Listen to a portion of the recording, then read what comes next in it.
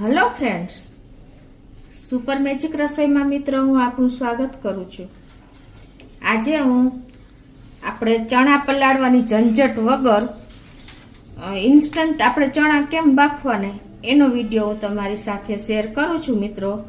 એ પણ એક secret ingredient નાખીને જ, તો તમે એન્ડ સુધી આ વિડીયો સાથે જોડાયેલા રહેજો અને તમને ગમે તો લાઈક કરજો, શેર કરજો અને સબસ્ક્રાઈબ કરવાનું તો ભૂલતા જ નહીં। તો મિત્રો જો અત્યારે મેં 250 ગ્રામ આપણે દેશી કાળા ચણા આવે ને એ લીધા છે। આ ચણાને બાફવા હોય ને મિત્રો તો આપણે એને પલાળવા જ પડે છે, અને એ પણ આપણે આખી રાત કે 4 થી 5 કલાક તો આપણે પલાળતા જ હોય છે। પણ આજે હું તમને એકદમ ઇન્સ્ટન્ટ આપણે ક્યારેય પણ જરૂર પડે, કોઈ ગેસ્ટ આવ્યું હોય, કાંઈ પણ આપણે ભેળ પૂરી કે કાંઈ પણ બનાવવું હોય તો આપણે ચણા વાપરીએ જ છીએ। તો ઇન્સ્ટન્ટ આપણે જ્યારે ઉપયોગ કરવો હોય ને ત્યારે તમે આ મેથડથી ચોક્કસ કરજો, તો તમારે કોઈ પણ જાતનું ટેન્શન નહીં રહે।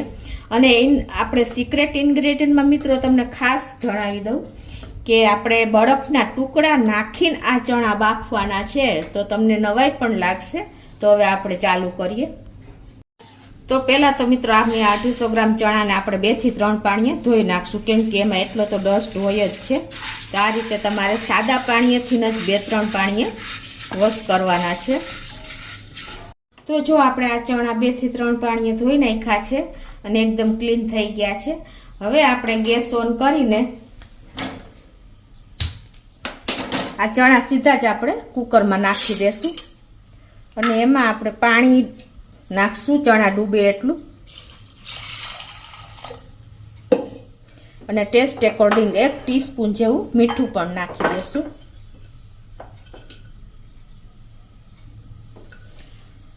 અને હવે આપણે આ કુકરનું લીડ બંધ કરીને સ્લો ફ્લેમ ઉપર જ આપણે 1 વિસલ કરી લેશું।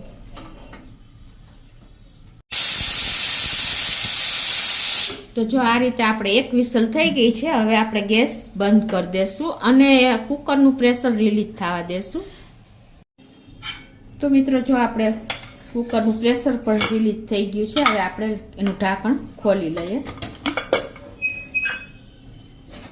જો હવે તમારે આપણે સ્લો ફ્લેમ ઉપર 1 વિસલ કરી લીધી છે। હવે આપણે આઈસના ક્યુબ આમાં અંદર નાખવાના છે। તો જો અત્યારે હું આ 2 પ્લેટ આપણે આઈસના ક્યુબ નાખી દેશું। તો પહેલાં આપણે એને પ્લેટમાં લઈ લઈએ।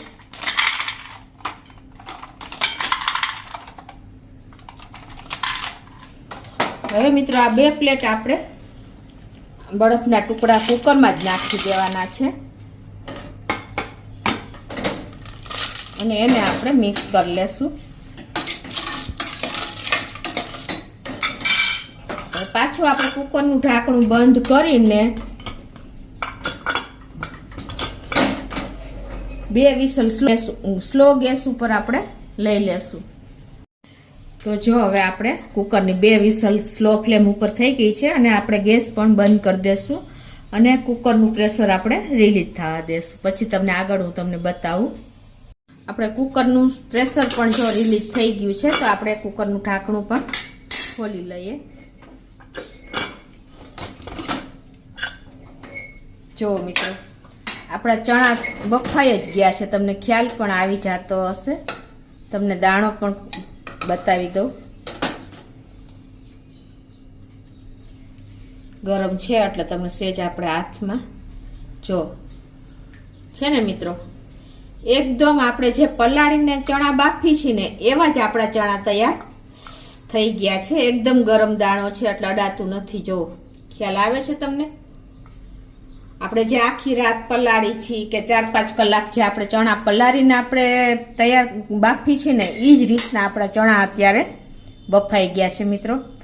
તો તમે ચોક્કસ એક વખત આ રીતે બરફના ટુકડા નાખીને ઇન્સ્ટન્ટ તમે ચણા બાફજો મિત્રો, કોઈ પણ જાતની ઝંઝટ વગર તમારા ચણા બફાઈ જશે। તો હવે એને એક બોલમાં હું કાઢી લઉં છું। તો આ રીતે જો મિત્રો એકદમ સરસ આપણા ચણા રેડી થઈ ગયા છે। કોઈ પણ જાતની ઝંઝટ કરવાની જરૂર નથી। તમારે ક્યારેય પણ ઇન્સ્ટન્ટ ચણાની જરૂર પડે તો આ રીતે તમે કુકરમાં ચણા બાફી શકો છો અને તૈયાર થઈ જાય છે।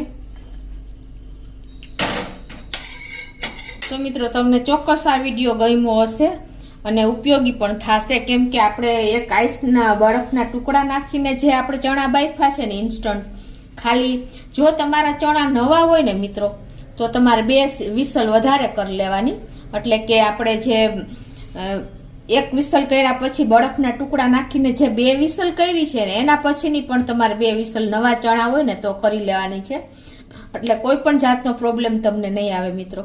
તો તમને ચોક્કસ આ વિડીયો ઉપયોગી થશે. તમને ગમે તો લાઈક કરજો, શેર કરજો અને સબસ્ક્રાઈબ કરવાનું તો ભૂલતા જ નહીં.